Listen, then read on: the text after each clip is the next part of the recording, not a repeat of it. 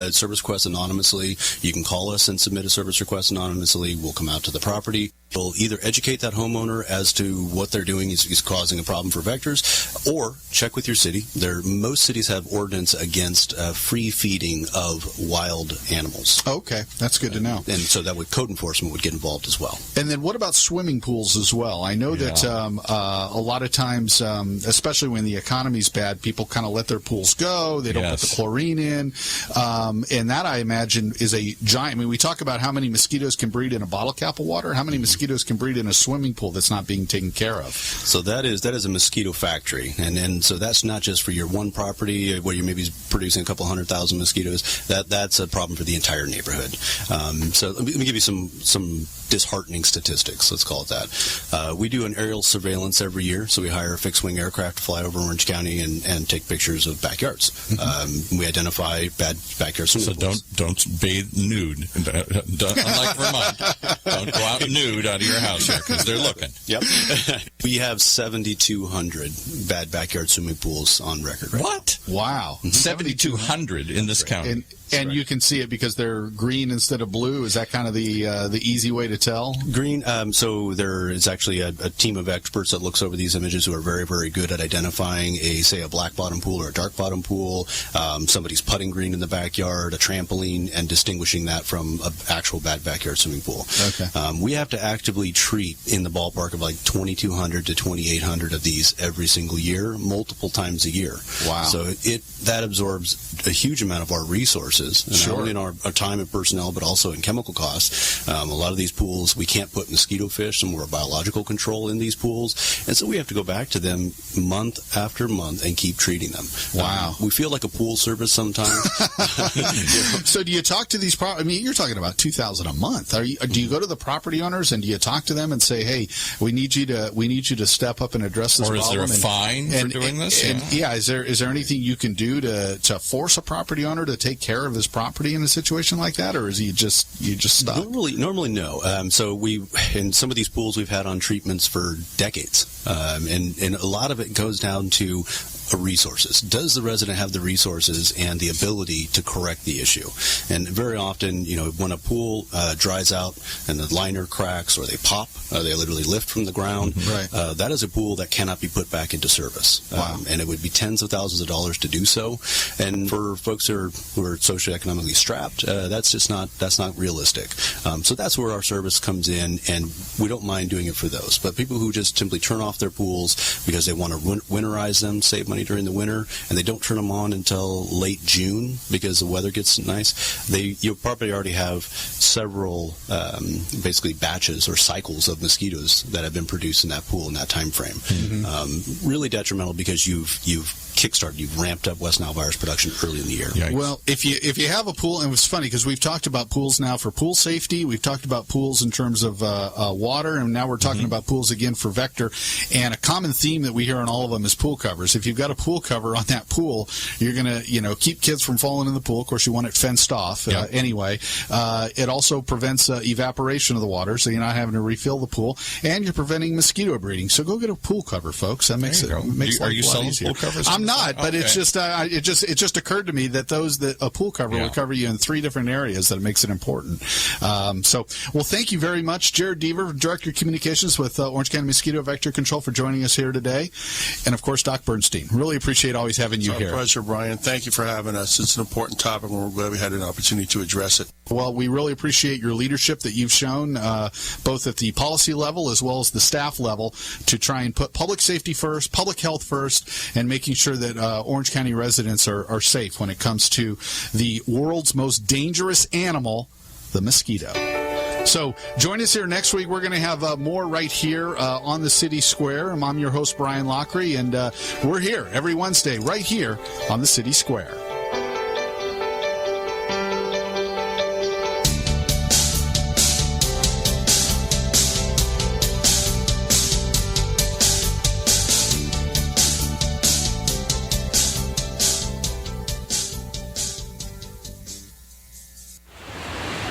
I'm on the observation deck of the Empire State Building to demonstrate how much material Waste Management recycles. As North America's largest residential recycler, last year alone, Waste Management recycled 12.9 million tons. How much is that? Let's do the math. Carry the 6. It's enough to fill this building more than 27 times. With experience like that, we're bound to have a program that can help your business recycle. Talk to Waste Management or visit thinkgreen.com. Imagine what it would feel like to lose everything. Your job, your home, your family, your dignity. This has happened to thousands of the men, women, veterans, and young adults we serve at Working Wardrobes. What do we do to help? We provide career development services, life skills workshops, job skills training. We provide the perfect interview outfit, and we get clients placed in jobs. Call Working Wardrobes, 714-210-2460. Donate, volunteer, invest, hire. When it comes to pioneers in their respective industries, we all know the Apples, Starbucks, and Trader Joe's of the world. In the realm of recruiting, Decision Toolbox is the industry's best-kept secret, with 90% of their business from referrals and repeat customers. For over 20 years, Decision Toolbox's U.S.-based team of recruiters, sourcers, professional writers, quality personnel, and tech support has perfected a Six Sigma approach to talent management. No matter the size of the project, Decision Toolbox delivers incredible results. A cost per hire less than half of what contingency firms charge, with the winning candidate presented in an average of 14 days, all with a 12-month candidate warranty.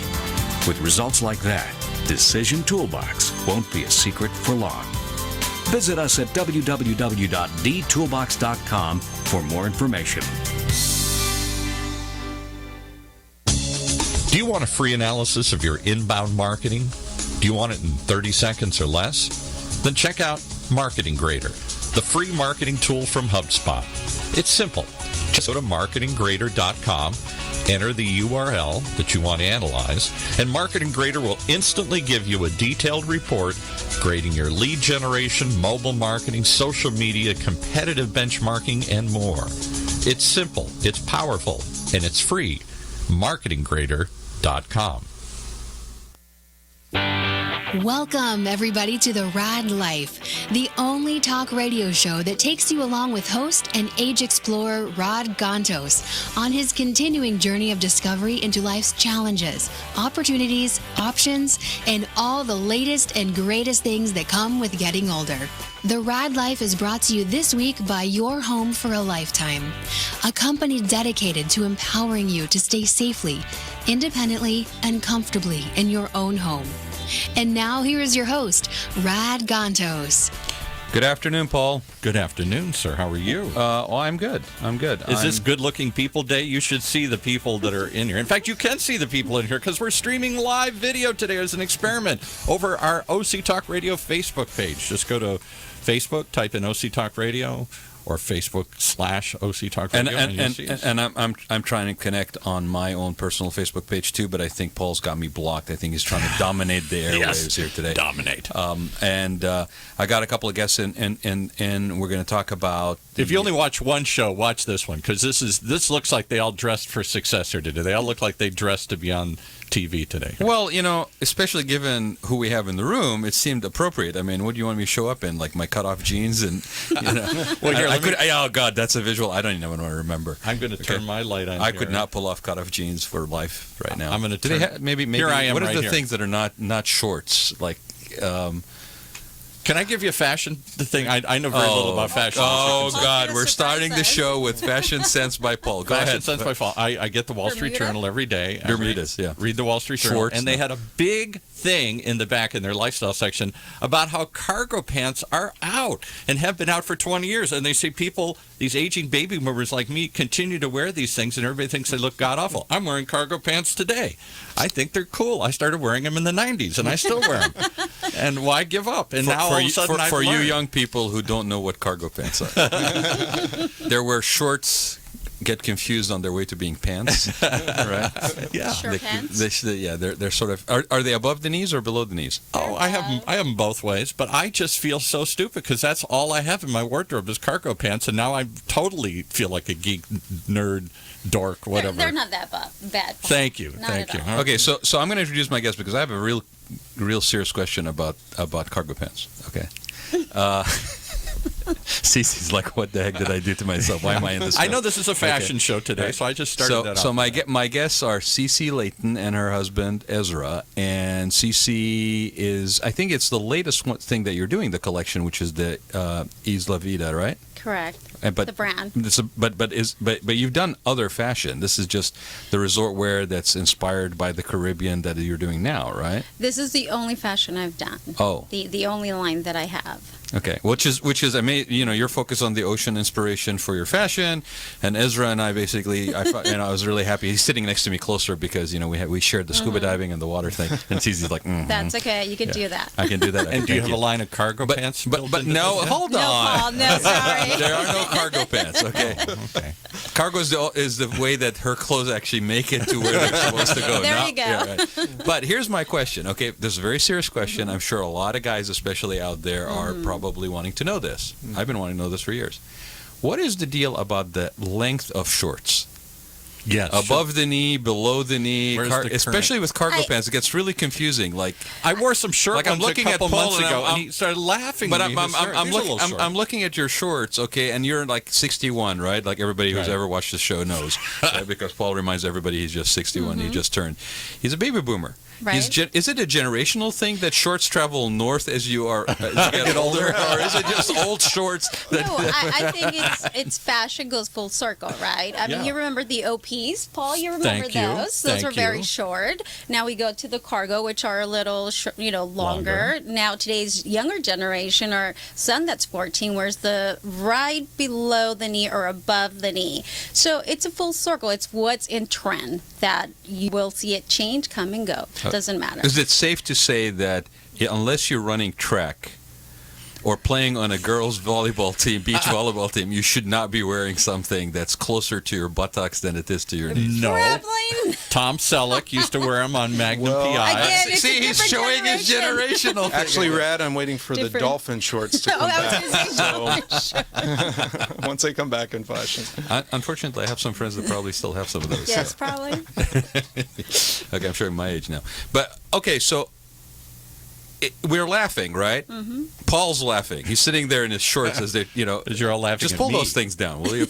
Right? But I'm sitting right across from you. I Good know God, you like man, it. right? I got good legs. Okay, you do have good legs. Okay, but we're having fun with this, and we're actually feeling good about talking about this, right? Because clothes are actually transformational. Correct. And maybe we'll need to talk about Paul's transformational clothing choices a bit more later. But He's comfortable in his transformation. He is. He's sitting See, there. I'm He's gonna cut comfortable in away this for those corner. watching YouTube. Here I am. See, you can't see my. You can't shorts. see your shorts, Paul. Let's show them You their need to shorts. model for us, Paul. There you go. Strut your Oh, pose. nice legs, Paul. Like it? Come on. So it is transformational, right? Correct. Okay. Now, have you always been into clothes? I mean, it sounds kind of like a weird question to ask for a woman, but have you always been into clothes? Passionately, yes, but really in my career was finance in London. That's where I've been for the over 17 years, where Okay. I was. Okay. But I've always had a heart for following fashion. Okay. And was there, like I told you, 17 years.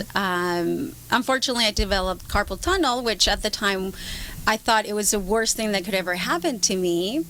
However, it actually was the best thing, meaning that it truly put me in a spot where it made me realize, take a step back of what I really wanted to do. What did I really want to pursue throughout life? So how long had you been in the financial 17 industry? years. 17 years. What did you do in financial? Okay. Oh, you name it, I did it. Managing secondary sales, operations, yes. So clothing was important though in financials, right? Absolutely. I always say, like we were talking about transformational, when you're going to go to that corporate meeting, that business, interview, however important your client is, you want to look your best. And when you look your best, you're going to perform your best. Right. Same thing goes for luxury resort wear. When you're wearing something luxurious, you're looking your best. best, you're feeling glamorous, women are going to walk in there, not only make a statement, but be memorable. That's what I want. I'll tell you what's memorable about the way you're dressed today is that rock. That's the biggest ring I've seen in some time. Here, Oh, let's stop. Let's hold that up here. Stop. I don't want to be belittle Well, your look at you, Mr. Fashionista. Your carpal over there. tunnel, but Bam, zoomed that's into a the He's rock. breaking me down from head to toe. That's a rock. Well, he doesn't usually get competition. I mean, he's the only one with closest to resort wear in the room usually. That's it, exactly. With the shorts, right? I'm at the beach. He's on vacation. Yeah, You guys are dreaming of living this. And okay, I mean that's true. Okay, because Paul, I don't know if you know this, but Paul has had multiple, transformations and career changes, and along his journey of 61 years of life, Wow. right? But and he is now in, what would you call this an encore career? Like this is a pursuit of passion, which is really what we're kind of talking about here, right? Exactly. This That is what next he chapter. chooses to wear to project, and I'm not saying there's anything wrong with it. I'm just no because look, I've waited forever to be able to dress like this. Well, good for you. you know what, You deserve it. I had short hair for the longest time, right? When I went and came in interior designer, I'm like, damn it, I am not cutting my hair, right? We do stuff like that, right? But I'm gonna just step back again to the interior design thing. A couple of years ago, when I saw blank stares at me across the room, when I would step up there and I would talk about, this is what we do. We go in and we select furniture and we, and it's all this esoteric in the bubble. I'm talking to my audience in the bubble, and I realized nobody in the room basically had a clue what the hell I'm talking about, right? And I realized that the way to describe it, and funny enough, it ended up being fashion-based. I started talking about the fact that where you conduct your business, Paul here, this room that we're in, right, is a stage upon which you perform, and that if you're in service or product industry, nobody steal this. This is, I've trademarked this thing and copyrighted it, and there's steel cages around this thing. But basically, if you're in a product and service industry, at the end of the day, cut through all of the other stuff, we all put on a show, and people applaud by giving us money. And so that really is pretty deep. I like that. Right. The stage upon which you perform your show is equally important. And it's funny because we instinctively have a sense of, I think women have a little bit more of this than guys, only because you have so many varieties of like face, makeup, style, accessories, big rings. So, but let's say you're about to put on a show. Depending what that show is, if you're going out during the daytime, you're working, or you're going out for an event in the evening, you instinctively know that the makeup, the face that you put on is a certain way. Clothing is the same thing. The costume that you put on, same way, right? You instinctively kind of know that.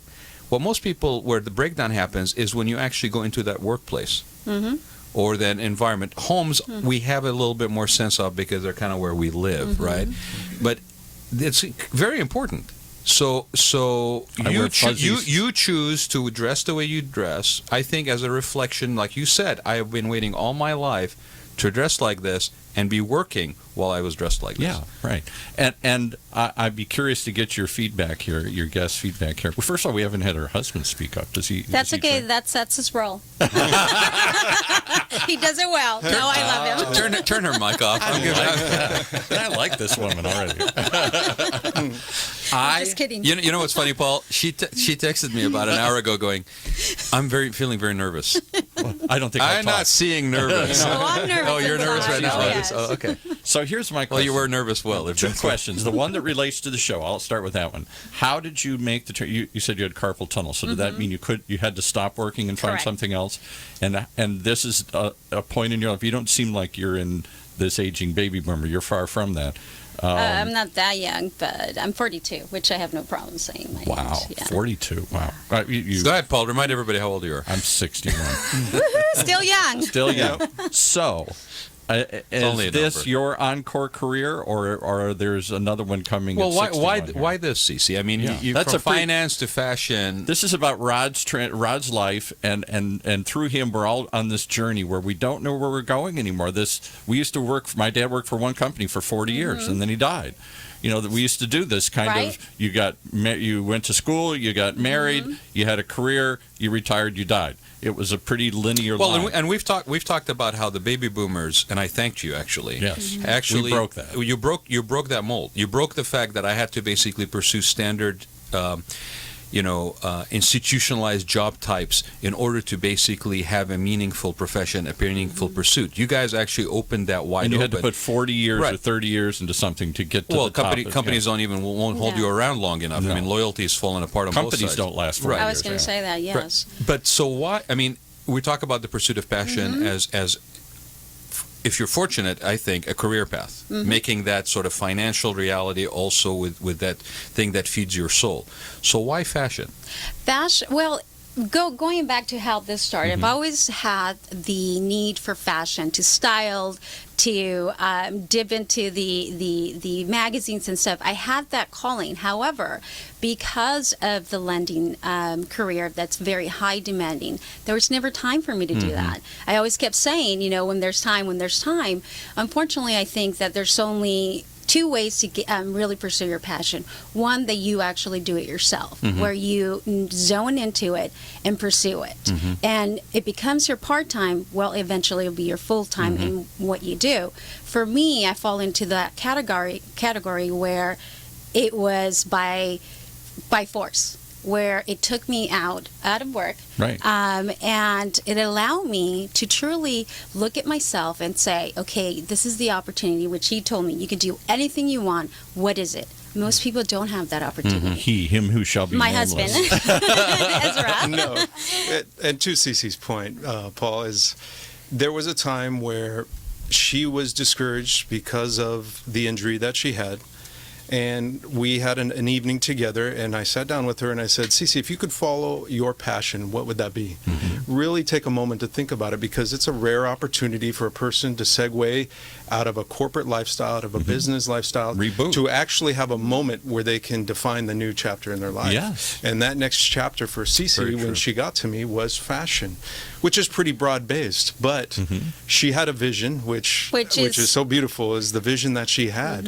Which started with traveling. I love traveling. One of my escapes from the corporate fast-paced life was traveling, where we truly shut our phones down. We get away from the busy, demanding of OC lifestyle that we have. And to me, it was pieces that I started designing for myself that could easily be transitioned from the beach to evening and anything in between. And not just any pieces, but pieces that would transform me, that would make me feel literally if I was in the red carpet, but I'm walking down the beach. So would you, and here's the second part of the question, would you have made that transition had it not been forced upon you? Or would this still just be a dream? My heart, the desire in my heart was there. But no, I would not, because I would not have had the time. See, I think a lot of people are just like you. I think they say, I'm going to do something. Someday I'm going to do something here. Right. And it gets put off and put off and put off. I got to raise a family. I got to pay the bills. I got a good career. I'm making money at it here. And someday something else is going to happen. And maybe it's you get laid off. Maybe you get sick. Maybe you get divorced. Maybe, I know, there's some more and more people that come in. There's something forced. In my own case, I would not have opened this station and given up my pretty successful PR business had the Great Recession not come along and wiped out all my clients. So I was forced to remake myself. Same thing 5, 6, 7 years ago.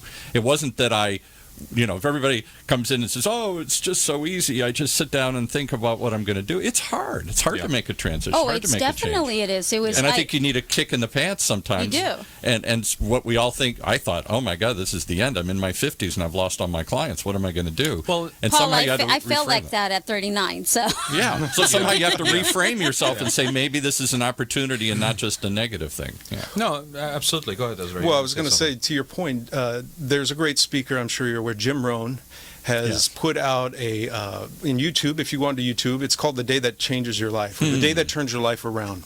And the day that turns your life around is the day that you say, I've had it. And it's weird how it can be a realization, whether it's that aha moment or just something that inspires you, or maybe even an injury or whatever, that makes you take that step. And it's a bold step, it's a courageous step to say, you know what, from this point going forward, every day is going to define my passion and who I am. And I can't tell you how much I am encouraged and I am proud of Cece because she has taken that bold step, and watching her encourages me as well. So what do you do for a living? I'm in real estate myself. So Okay. I am the broker for the McMonagle team. We are coastal luxury real estate Oh, I've seen them. Yeah, brokerage, right. yes. And, you know, to segue into what Cece does, her clientele is of the luxury. They, you know, people who are typically jet setter, globe I can trekking, tell. traveling people. Her designs. Don't say Trekkie. That means something else to me. People that have Not tribbles. that type of Not that trekker. Trekker. So, you know, the jet set lifestyle, and you brought up a very poignant thing. It was beautiful, is the stage of life. So when we step out the door every day, we truly are stepping out onto the stage of life. True. And as much as we don't think about it, the way you have your appearance or the clothes you may put on, your apparel, can somewhat give you a sense of who you're going to be for that day. So if I go outside, I'm going to be a bum today. you're comfortable and casual, and I think that relates so much to what Cece's designs are behind. Because if I go out in a suit, I'm more likely in a business mindset. Clearly. But with Cece's designs, they transition you from. So if I'm wearing a suit, I can't necessarily go to the beach, and I'm going to be relaxing on the beach. But the beauty of her designs, and I've seen it in action, is how her designs, you can be on the beach enjoying, you know, sitting in Hawaii or the Caribbean, wherever, sitting enjoying a drink, and then that design can easily be transitioned to an evening wear. To the where red we've carpet, gone by out the way. To the red carpet, where we've gone out to dinner. And I've even transitioned into a corporate opportunity. And I'll say this, and then I'll shut up and Please. let Red jump back in. But I was in the entertainment industry for a number of years, as I've also disclosed. I started in my 30s as an entertainment PR person for Johnny Mathis, Anthony Quinn, Jose Feliz. So I saw that, living that lifestyle. Yeah. And I quickly learned that the people, you know, the Jennifer Aniston's of the world, the celebrities, whoever the celebrities are today, when they show up, they have a different fashion sense than everybody else. Number one, a lot of them have stylists now because they're being watched Right. and everything. They didn't so much in my day in the 80s.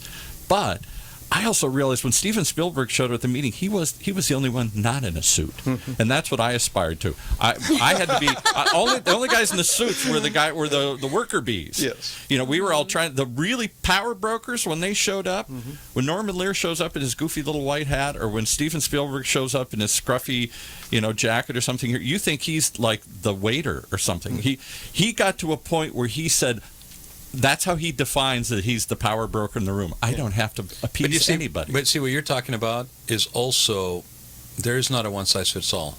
Yeah.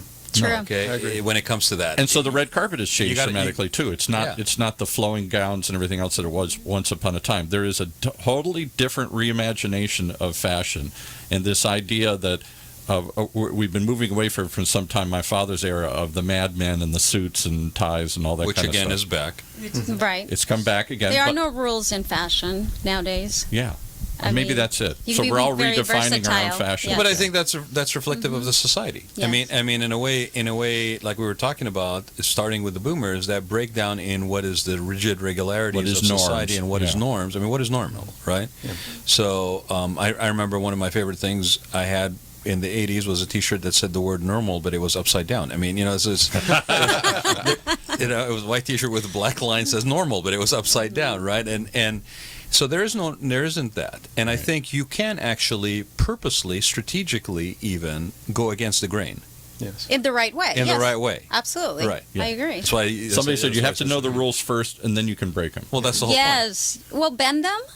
I like to say Right. bend them. point. Right. And to Cece's point, and I think, Ezra, you mentioned it too, I think we talk about this when it comes to space. Yes. Or walking through a space, right? Especially, I'll use the example of spas, is that, you know, you can come into, and I'll say specifically a day spa versus a resort spa, because you're already in the mindset of being on a resort, kind of, or an escape, right? But let's say a day spa, okay? The challenge comes in actually transforming somebody from literally parking their car exactly on the curb across from the door entry to that location, to by the time they actually get through the locker room and into the lounge, they have transformed their state of being to where now they are able to receive a 1 hour of pampering. You've talked about that, If and you- I if never would have thought of that before, but that's so powerful. You've got to go from you've got to turn the life off and turn the phone off and turn everything off in a few steps and enter a whole nother world where you put yourself in a different frame of mind. Where I try to program into those spaces is literally not only are you physically turning off your phone, but you literally are turning, and most people have a tendency to go right. Yes. I mean, that's just, Yes. and especially in, Right. in the Western Hemisphere, other than in England, where everything is oriented to the left.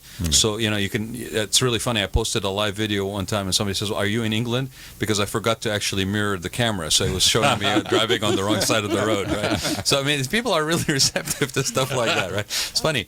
It took me like a whole day going, why are you asking me if I'm in England? Well, I'm not in England, right? There's no signs. But we literally turn people. Like we walk them through a lobby, and then we turn them. We physically cause them to go in a direction, and then turn again.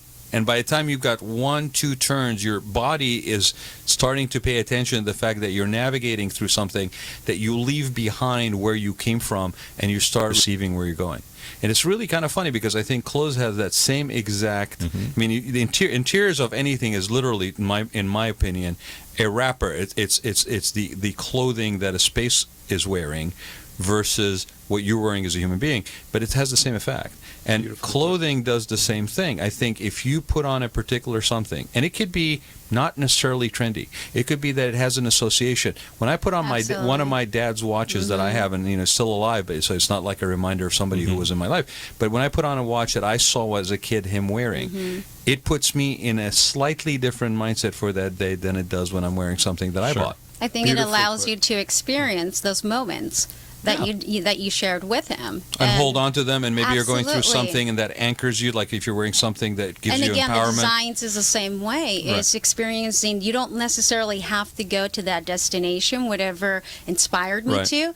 However, my desire is to inspire you to find your own tropical destination. And to her point, one of the things that she brought up to me is you don't necessarily even have to leave your home. And it's something that I did not capture, but she eloquently put to me is her pieces, even if you're going, let's say you have a pool in your backyard, it transforms into an experience. Right. And maybe you can talk about that, babe, that even as you put on the clothing, you have a different sense of experience of who you are, much as when you walk into a spa or something to that effect. Like virtual reality, it transforms you into some other place. Absolutely. You have a slogan on, or you have a saying that is attributed to you that's on your company page that says to live life to the fullest, and that Be true to yourself. Be true to yourself. Yes. Right. I pontificated one day, and it took me 3 years to realize that I actually had a slogan because somebody had posted it on a picture of something during an interview, and 3 years later I'm going, oh, wait a minute, I got a slogan. And it turned out that what I had said while I was being flippant and pontificating is, we don't design interiors, we design experiences. Exactly. You don't design clothing, you design experiences. I design a piece of paradise. Passports to experiences. Piece of paradise. Yes. Wow. That's what I share. I'm going to take some credit as a baby. Remember the baby boomers? You guys all said be true to yourself. I used to fight with my father in the 60s and 70s. What do you mean be true to yourself or find yourself? Or let's go out and get a job. Put a suit on and go out and get a job like I did. You think this is a job I dreamed of? I didn't dream of anything. I just dreamed of making money and having a house and everything. This idea of finding your passion, of being true to yourself, of going off following the path less taken, as Robert Frost used to say. I don't think that would have existed but for our generation, because that's not what the ethos was in the 60s when we started to come. No, I'll say it again. I think baby boomers deserve Thank you, Paul. Thank you, Paul. Yes, it's not really Paul. We're thanking the baby boomers. I started he represents kind of him. yeah. He represents. Thank you for crossing your legs. But okay, but let me. You don't want my Sharon Stone invitation? No, thank you. What, you're gonna boil a rabbit now? Glenn closed me now too. Okay. So but I want to ask you. You brought up your dad. Okay, so Yes. I know that your dad has passed, and I know you took care of him in the end. Let me ask you something. Given that was part of your experience, Right. okay, with your dad, later in life, when you, even though you were being told that, somehow navigated your own path, Right. and did something that maybe was out of the norm for him. Completely. Right. Yes, right. Did you get to a point with your dad where there was a sense of appreciation from him that you had done that, or was it something that was just difficult for him to comprehend? It was difficult for him to comprehend, but he did give me a poem. I should have it in here somewhere here that he put on a little plaque, and it was kind of like, if you don't try, you never. You have to get out and try, basically.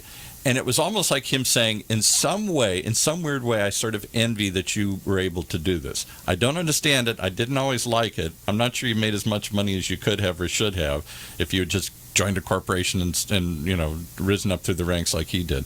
But there was an appreciation of taking that journey. That kind of doing what he didn't do, maybe? Right, because I think he never really talked about it. There were a couple of times he thought of trying to do something different and just shook his head like, no, I'm not going to. The ingrained nature is not there. In fact, I'll just give you an example of a story that I always remember as a kid. My father was a regional manager for Chrysler Corporation. That's what he mostly did. Then he went a little higher and became vice president of marketing and some other things. So, for a guy who started off Mad Men fashion. Oh yeah, for a guy who started off in the ghetto and never went to college and everything, this was just unbelievable. He literally started off in the assembly line when he was a kid, and so for him, this was more than he could ever achieve. The American dream. He was a regional manager in Milwaukee at one time. And he always told the story that he found a place for a dealership up in this little idyllic town, Appleton, Wisconsin. I've never been there, but he just thought this was an idyllic little by Lake Michigan, little college town, and this little thing. And he found a place for a dealership, but he didn't have a dealer. And sometimes they would do this. They would develop a site until they found somebody to take it over. And so he kept developing, and they acquired the land, the company did, and they're doing the plans. And people kept saying, well, who's the dealer? Who's the dealer? And what he said is, I really thought I was going to be the dealer. He said if I'd had the nerve, I would have jumped out of the corporation, I would have planted us in this little idyllic town, and I would have been the car dealer. And he said, but I couldn't make that transition, and so eventually he gave it away to somebody else. And he talked about that his whole life. That was his one moment to sort of... So almost a little regret. His little paradise, his little place by the beach, his little shack by the beach, that was his kind of... And he pursued it for like 6 months when he just kept building But on the periphery. Until he finally realized, I can't do this myself. Not that he couldn't have, but I can't. Well, I know we're going to go to a break, so I'll tell you what. While we're at break, maybe try to find that poem, and we'll kick off with that when we come back. Okay. Yeah.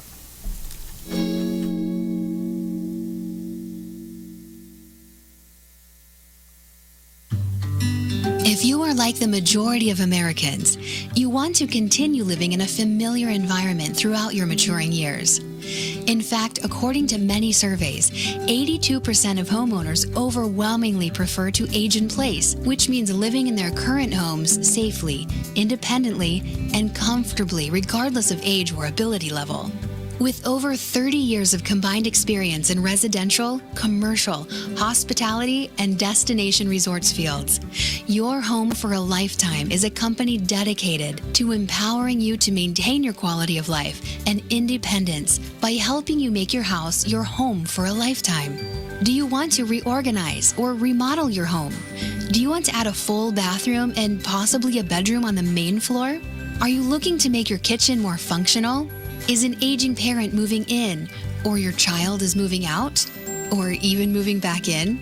Call Your Home for a Lifetime at 949-492-1872 or check them out on the web at yourhomeforalifetime.com and find out how they can help you make your house your home for a lifetime. Imagine what it would feel like to lose everything: your job, your home, your family, your dignity. This has happened to thousands of the men, women, veterans, and young adults we serve at Working Wardrobes. What do we do to help? We provide career development services, life skills workshops, job skills training. We provide the perfect interview outfit, and we get clients placed in jobs. Call Working Wardrobes, 714-210-2460. Donate, volunteer, invest, hire. All right, we're back. Let's get the Raad Life on here. So I want to just say, because something, it's always fun what happens during the break. We go out for drinks in the middle of the afternoon. Actually, you guys need to come back for the Christmas show. Yeah, we Oh, need the to. Christmas show was a little crazy. We started drinking. I'm sure it'd be a lot more fun than this. I don't know. This is pretty Yeah, I'm close, having a right? lot of fun. This is great. It's a lot more alcohol involved. Yeah, we start drinking like single malt scotch or something Oh, my goodness. at like 12 o'clock or something Oh, on my a God. Wednesday I midweek. was wiped out for the rest of the day. Paul was starting to reminisce about his 3 martini luncheon back in the day. That's right, back in the day. But one of the things that came out during the break for anybody who is joining us and who is still with us is that we were talking about how, should we interject people? While we're talking, Cece's like, I'm going to be very proper and not going to interrupt you guys. And I'm like, no, interrupt us, because the one thing that this show has done, it was not something that I had planned, but I'm so grateful for Paul for the opportunity and for the way that this has unfolded, is that we as a society, we as human beings do not have opportunities, at least I don't anymore in my life, to sit down and just talk to people and not have some sort of like agendized meeting or, some Skype points we're gonna make go today, meeting on Skype, and I got to cross off all these points and then, follow it up with an email and, Right. all this stuff. To just sit down and talk and to have sort of a loose direction of what you're going to talk about. Hey, how you doing? What was your week? Let's tell me what you've done. And then let that conversation unfold. Because that's a lot of Great stuff insight comes out out of it. Great wisdom. And that's a family dinner, real quick, Paul. It is a family Really? dinner, yes. Back in the day when I was growing up, and much to your point, the baby Yes. boomers, we always had to be home for dinner. You can go do whatever you want, but at 6 o'clock, the family came together, and that was the time to catch up on the day and Yeah. what everybody was doing. And then after And that, it was you okay dispersed. to interrupt during family dinner, too, All to the share time. your story. Your day. So Cece, in this next half of the show, will be interrupting type quite a up. bit. I'll be myself now. She's being more herself. Well, let me interject this then. So, yeah, read the poem you for me, made me Dan. think of something I'd forgotten totally about. There's a gentleman named Leo Biscaglia who was once known as Dr. Love. He was an American author and motivational speaker, wrote a lot of books. I didn't know he was the person behind this quote. I had to just sort of look it up and find it here.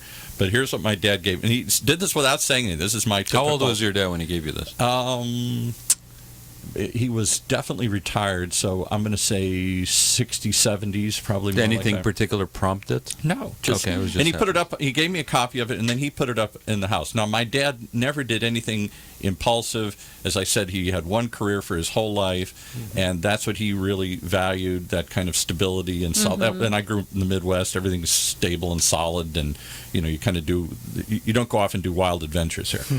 and that So was Paul not went me. to California. California. I went to California, and I got into. You're I out was- of control, Paul. and I was in the entertainment industry, and I did all sorts of other. Keep I was your in the legs bar crossed. business. I did all sorts of crazy things. So he just quietly gave this to me one day, no explanation ever to the day he died, never why or what it meant, but he gave this to me, and it says, "The person who risks nothing, does nothing, has nothing, is nothing, and becomes nothing. He may avoid suffering and sorrow, but he simply cannot learn, feel, change, grow, or love. Chained by his certitude," that was my father, "he is a slave. He has forfeited his freedom. Only the person who risks is truly free." Wow. I hadn't thought of that in Yeah. years. I don't even know where that quote is. It's somewhere buried in because it was so strange. I didn't know what to do with it. I think I just stuck it in a drawer somewhere. So what's interesting, given the lead up to this, what you shared about your dad, right? It's kind of interesting, right? This quote gave voice to a part of him that Yes. maybe he couldn't verbalize. Yeah, Absolutely.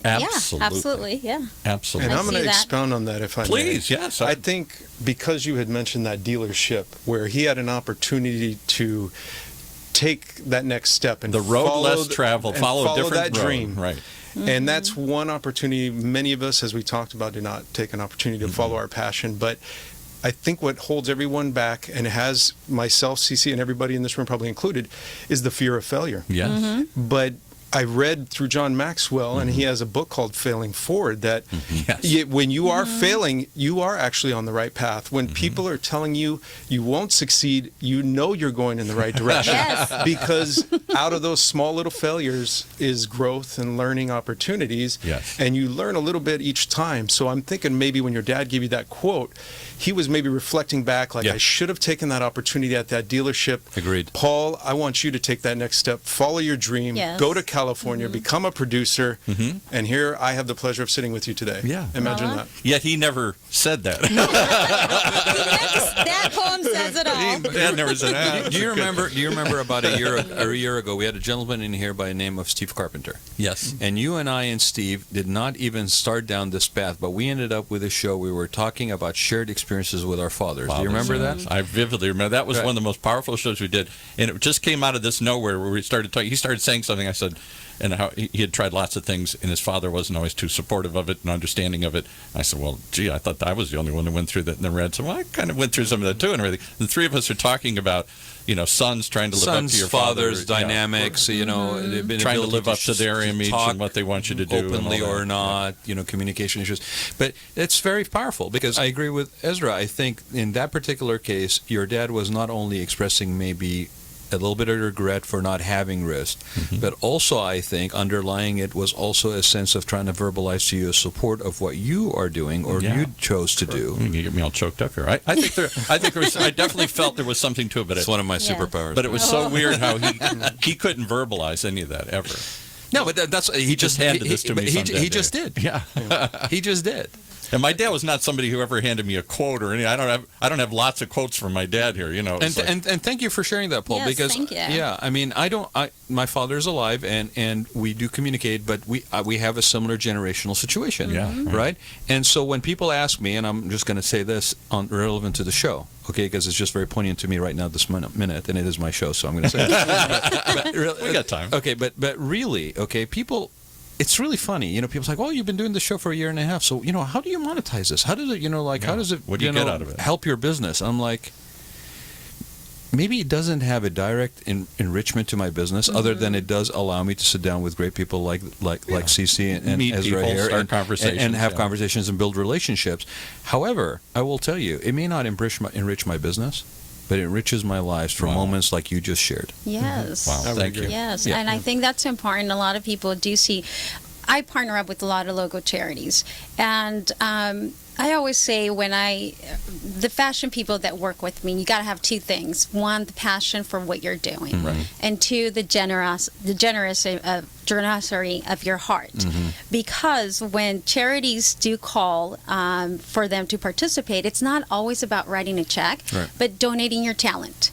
And how can I get together? How can we get together to facilitate a need that the charity needs? Have you ever seen the chair that Raad designed for the McDonald House? I did. It was beautiful. How cool was that? Yeah. She was busy holding court on I'm the sorry, pool I table didn't at the see Bespoke place. No, but Cece, you just mentioned something that actually came up when you and I first met, which was at Bespokes in Costa Mesa, and it was Tanya Brown was speaking, Correct. and then was also, and I can't remember the gentleman's last name. Frank. Right, I can get. Lewitz? Frank Shankwitz. Frank Shankwitz, who's the founder of the Make Wiz, and that voice, if you're hearing it in the background, is Deborah Pearson, who is the coordinator of all our. We'll turn their mic up here. Oh, you got okay. Say hi, Deborah. Deborah is in the house. Okay. Hello, Deborah.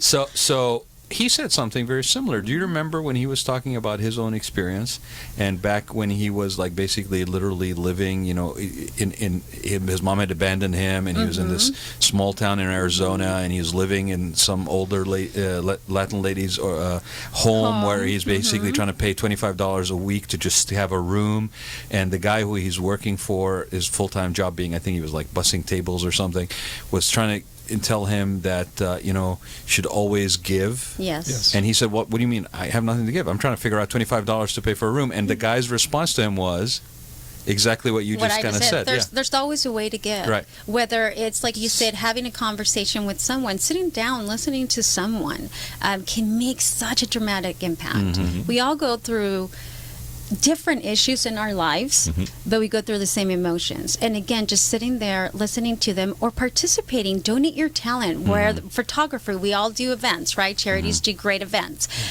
They need that talent. Models, they need that talent. Designers to style. Bespoke styles you very well. Dave does do a good job. Yes. Right? Thanks, Dave. So there's always a need where I think we can collaborate and bring those talents together. Well, and I'd like, Cece is very humble about what she does, but I must say she has one of the most Well, that's why you're in the room. So. Yes. Go ahead. Yes. You're her press agent. Yes. No, she is one of the most generous people I've ever met. And she actually took my heart of stone and softened it up quite a bit because the guy's a mushin'. Yeah, she's a very loving, giving person, and I wasn't so much so when I was, single and younger. And Cece very poignantly brought up that you have to give back. You can't always take from life, society, people without giving back, and that's one of the beautiful things about her. And she doesn't really talk about how much she gives, but she gives more than most people know, and she puts out to these charities. She puts her whole heart into it, and she looks for nothing back. And to her point, many people go into a charity event maybe looking for what can I get out of this? Yeah, right. How can I make money off this? Maybe I can get some publicity. But same thing, a radio show or anything, or social media or other things. So people put out stuff. I know that we do a show, periodic show on fashion bloggers, and it's unbelievable to me, because I'm obviously not into the world of fashion, how many people there are who are doing this full-time, passionately, and maybe getting nothing other than some samples out of this stuff, but they are forming and changing the fashion scene in a way that we've never seen before, this ground up. I don't know if you see that or experience that, but there are millions of these fashion bloggers out there, and they each have some segment of followers, and they are very quickly, rapidly changing. It's not just a couple of design houses in Milan or Europe that meet once a year and design. Here's the fashion, collection. Yeah, definitely has changed the platform of it. Well, we've got, I don't know, are you involved in this thing coming up with multiple sclerosis? With the Bubbles and Brunch, is that what you're talking about? No, it's at the Essex Skyline. I'm not involved, but I will be a guest. She's not that connected. I do know Through Dina Raad, Hodge, who's providing it. But yes, the fashion show. That's Catwalks for a Cause, I think it was. Yeah, and that's going to be on. I'm going to give a plug. It's going to be Thursday, tomorrow. Oh, okay. Go to OC Fashion Showcase, I think it is, .com, or look up my posting on my Facebook page today. Tickets are $25. Food, music, fashion. You can come and laugh at me walking the runway. You're going to walk the runway? I'm going to walk. This is my second time after 50. So Paul keeps saying, I'm Awesome. 61, I'm 61. I was like, when I turned 50, Dave asked me to walk the runway, and I'm like, I'm going to run the runway, not walk it, right? And then he just asked me again, and then I'm also sorry. I'll come with my cargo shorts. You just don't sit in the front row. It's going to distract me. But I might get you on the. If you show up in cargo shorts, I'm getting you on the runway. And you watch, people would go nuts if I did. If I walked out there in cargo shorts and a T-shirt, they would actually just go. Now, can you bring your headset with you too? Because I think it's just a nice accessory. The beard. And everything. And then we are doing one in October that will be benefiting Ronald McDonald House. Okay, but it is. I mean, it's a way of giving, right? It's a way of giving. It's the best way. I have the privilege, I say, to be able to do the two passions, which is designing and helping others, which I collaborate with, like I said, local charities. You should give a plug, because I know there's a couple of them. Yes, tell them a few of the ones you do, babe. The ones that I'm looking forward to in October 6th is Parentheses, which is a foundation. We're going to have the foundation golf tournament, so all my golfers out there better show up. A great foundation. I partner up with the Big Brothers Big Sisters, where we've done fashion shows. Great group. Also the NEGU, Justice Reese Foundation, Kids Fighting Cancer. WHW, which represents... Talk about WHW. WHW is very dear to my heart as well, because how I met them was truly going to church and praying that God would align me with the right charity to start with. I think charities are really also very important to know that there's a good fit or there's not a good fit, right? And it's not just about showing up, but truly making a difference. And WHW provides either the first business suit or adds to their attire, currently working, individuals, nonprofit. Provides, again, like I said, the business suits for men and women. With the mission being what, Cece? To empower the individuals, instead of a hand out, a hand up. Is that sort of like working wardrobe? Kind of. It is. It's women helping women. Women helping but women. But it also engages men. Yes, now we have a division for men. But for any of you who donate your business suits to gently used, please make sure that you look into that and donating, because everything helps. That's where I started seeing the power firsthand of transformation of the attire, where women would come in there very troubled, uneasy, uncomfortable. But the minute I got a hold of them, of course, it would be, we're here to shop. We're going to style you. We're going to pick the best colors, the best cuts for you.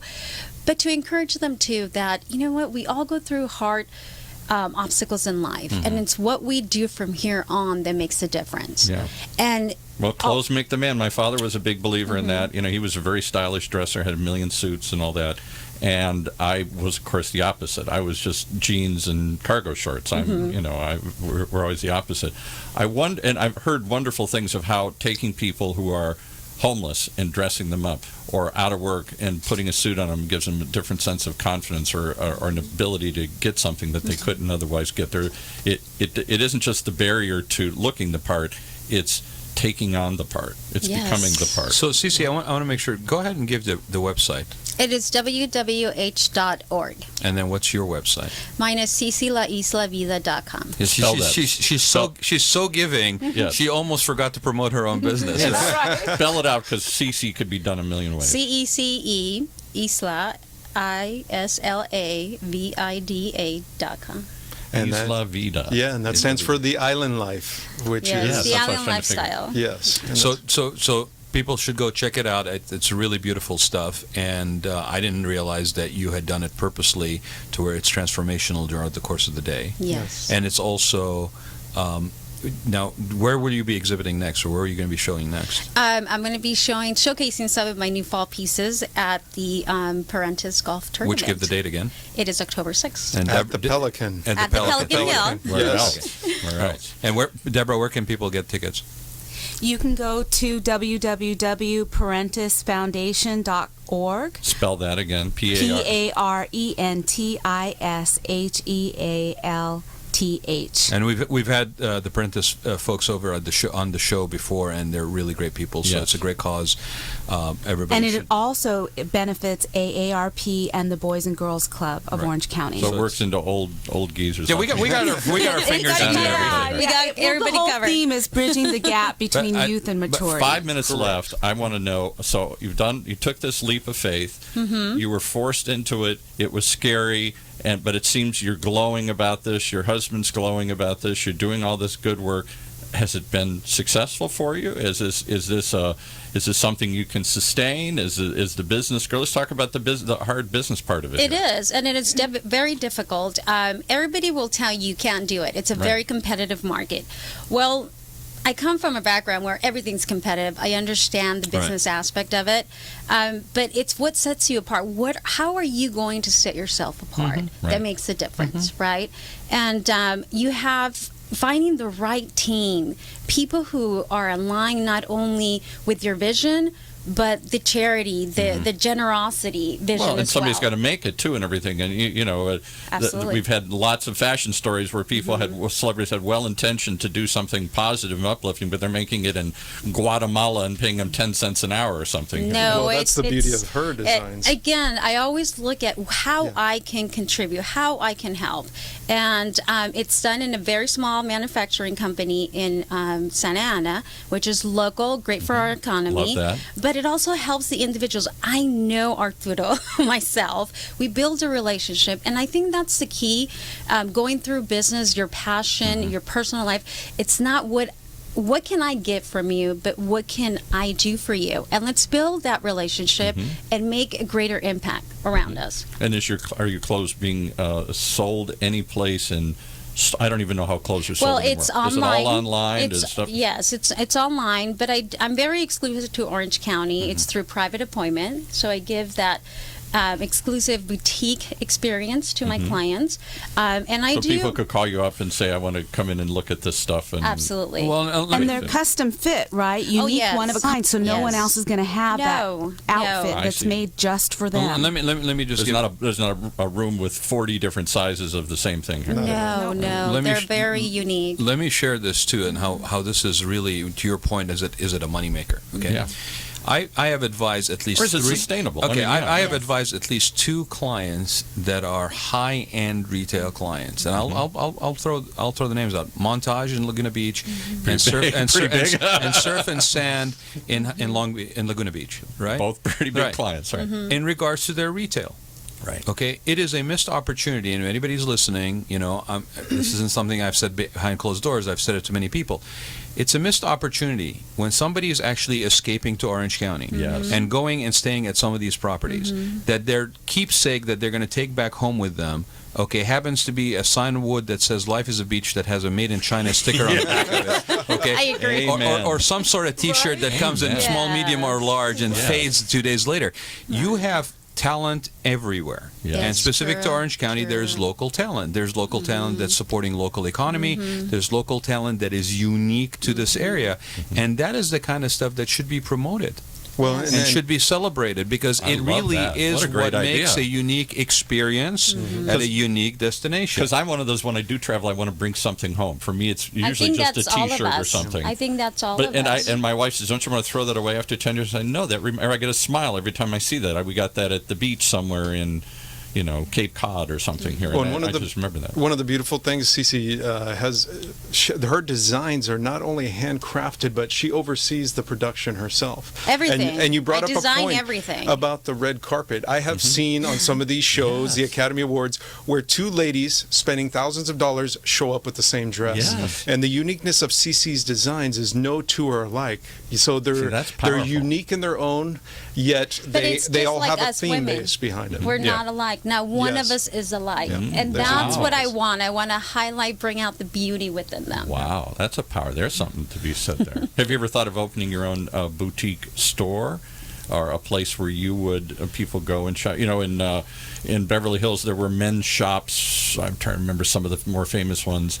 Rick Palak, I think, was one up there or something, but they're probably all gone by now. But there were places that would dress the celebrities that were kind of very specific, and they would go in and tailor. Retail as a whole has changed so much. Yeah, maybe I'm dating myself here. It has a lot to do with obviously land cost and rents and leases and all of that stuff. But I think again, the doors and the walls have been blown off. Yeah, how we shop. Yeah. It used to be only Black Friday, or the day for Thanksgiving, or something like that. Now it's the whole year. I get my cargo pants online. You do? Cargo pants. Does somebody fit you? I don't want to know. I do not want to know. Okay, but no, I mean it's You're changed. Right. So in a way, it might not even be supportive of your exclusivity to have it in a retail store. Now, if you had maybe a fitting room, like our friend Dave, their space is basically it's bespoke clothing for men and women, but they literally, it's just a fitting room. It's like a clubhouse that has a showroom. It's exactly a man cave. Right. Yes. So I think. To your point, Paul, that whole thing has changed, and how you deliver on the uniqueness of your stuff is now again as personalized as the person. Do you reach out to as well. personal stylists then, or something? Or there are people who are hired by wealthy, successful people? Well, she has exclusive experiences, and whether it's at the person's home or at trunk shows. What I want to share with them, it's that experience of me being there for them and sharing that piece of paradise, and not only just saying this is a great piece. Let me tell you why this fits and why great it works for you. Yeah. And let's go through your wardrobe and see how we can style it with different. And this is just for women or for men too? It's just for women. Sorry, Paul. Damn it! I thought you would probably look pretty good in one. I got good legs. Yeah. I'm hearing him catch the bug here. He's loving it. He's loving the paradise. So let's. We're almost out of time, right, Paul? Okay, so go ahead and give the website again. It's cclaislavida.com. Okay, and cclaislavida.com. laislavida.com with CC before it. CECE. Thank you. laisavida.com. And it's I know you're on Facebook, on social media, and that you guys have the website. You need to check it out. And I think it's amazing. I don't know where these shows are going to go. No. And then we sit down, we talk, And they fly by. And they fly by. Yes, Is they the word do. the hour go, right? Thank you very much, Rad. Yes, Deborah, before we and go, Paul. I want to thank everyone in this room for having Thank us on. you. No, Rad, Paul, Deborah. Thanks for coming by. Our pleasure, guys. And yes, You so- really do epitomize what this show is about, which is we're on this journey. We don't know where we're headed, but change is afoot, and we have to find our passion and ride the change rather than fight the change. Well, and have Just make it happen. have the courage. Have the courage to own your own story. Yes. Yeah. Right. Yes. It's really easy. It's really easy to sacrifice or give up the uniqueness of your own story in life. And I would like to say to your audience to take that bold step, follow your dreams. I cannot tell you, I am so proud of my wife for making that step, and it's a very courageous one, and I love her But very I couldn't much. do it without my partner, truly. Not only you in need my some help marriage, and support and everything. but in my passion. I mean, he's been a bartender, he's been a valet guy, he's been a butler. Anything that, we ask him to do for charity, he's there to do it. Right. What a great duo. To your point, yeah, it's not just the person. Surround yourself with people that your tribe, if you will, Yes. that are that understand, that get it, that share that passion for you and for what you're doing, and support you. Thank you very much, guys, Thank for you. being here. Thank you all. Thank you. And we'll have everybody over again. Join us next Wednesday for another episode of the Raad Life. You have been listening to the Raad Life Radio Show with your host and age explorer, Raad Ghantous, brought to you on the one and only OCTalkRadio.net. Join us again next week as we continue our journey of discovery into life's challenges, opportunities, options, and all the latest and greatest things that come with getting older. Face it, not all company challenges are the same, which is why Strategic Market Intelligence can help identify the actionable information you need to be more competitive. Gain a better understanding of your brand, competition, best prospects, or new product opportunities to generate greater revenues in 2015. Call 949-357-9547 or visit www.strategicmarketintelligence.com.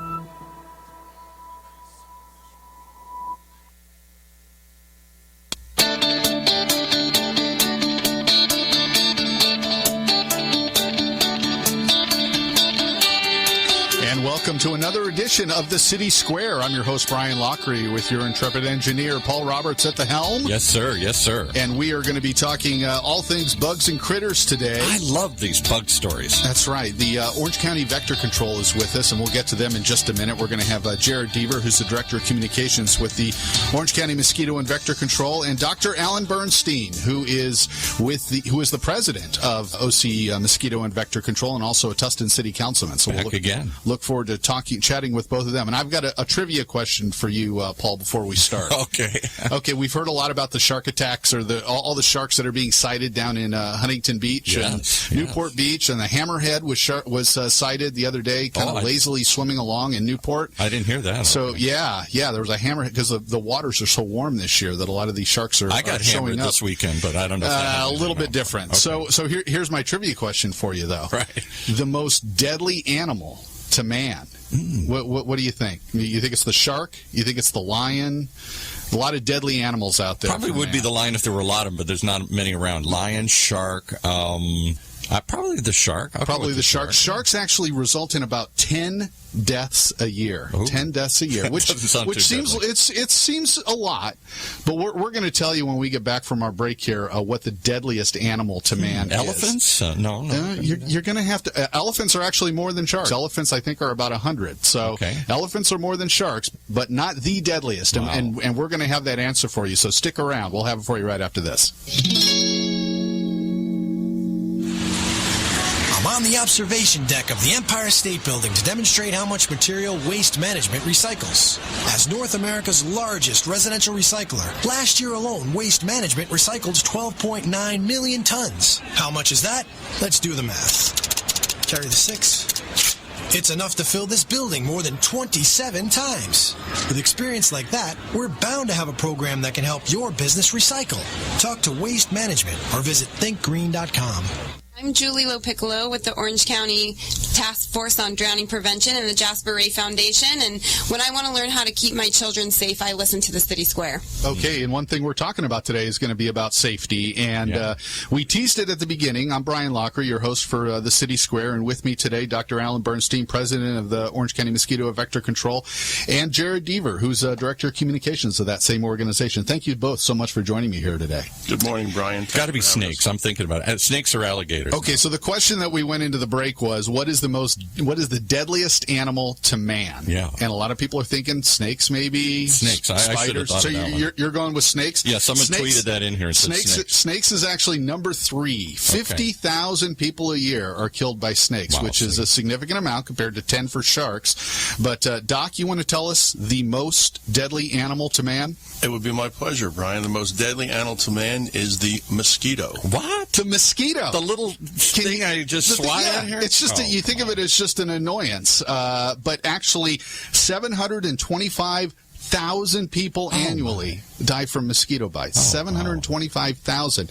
Jared, explain to me, how is this possible, and how is this the silent animal out there that nobody thinks of as dangerous? Absolutely. And 725,000, that just touches on the deaths. That doesn't even begin to calculate all of the morbidity and mortality. So lost work days and lost productivity and illnesses and the financial and economic burden that has on the countries that are most impacted by mosquito-borne disease.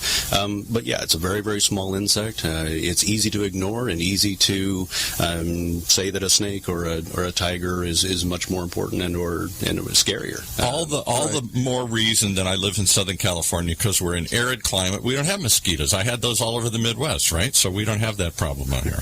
And our answer to that is always, you're welcome. Our agencies are tasked with controlling mosquitoes here in Orange County. There are many areas in Orange County that would literally be uninhabitable if you didn't have comprehensive vector control services. And we're not just talking just about mosquitoes. Our agency also has a roof rat program. We do red imported fire ants. We survey for different tick-borne diseases. Before West Nile virus came into the United States, tick-borne diseases by a large margin accounted for most of your vector-borne disease. Mm-hmm. And Doc, you're from back east, right? From the eastern seaboard, the New Jersey, New York area. Just listen to him talk, and you'll figure that one out. I'm from the Midwest. Paul's from the Midwest. We know how humid it is back there, and how you do have mosquito issues there, right? You don't have They swarm on you when the sun goes down. Absolutely. I mean, the state bird of many states back in east is the mosquito. Paul hit it on the head. Most people don't. I mean, mosquitoes are an afterthought in Orange County, right? Until it rears its ugly head, which has been the case over the last several years. Yeah, and people a lot of times don't think about it because here in Orange County, a lot of people moved here to Orange County because of the nice, beautiful, arid climate. Yeah, right. But no bugs. But Jared, tell me a little bit about the history, because we were talking before we went on the air a little bit ago about Fountain Valley and where it got its name. It got its name because there was so much water coming up out of the ground that it really was kind of a marshy, swampy area if you go back a couple hundred years, right? Absolutely. I had natural artesian wells that kind of boiled up out of it. There's still some sites that you can go and visit today. But yeah, many areas in Orange County were prolific mosquito breeding areas. There are records dating back into the early 1800s of Native American movements in Orange County where entire tribes vacated Orange County during certain part of the year because it was just intolerable to live here. The biting pressure from millions and millions of mosquitoes made it completely uninhabitable. And there are some areas in Orange County where we still have those issues, especially near wetlands and areas like that. I know it's important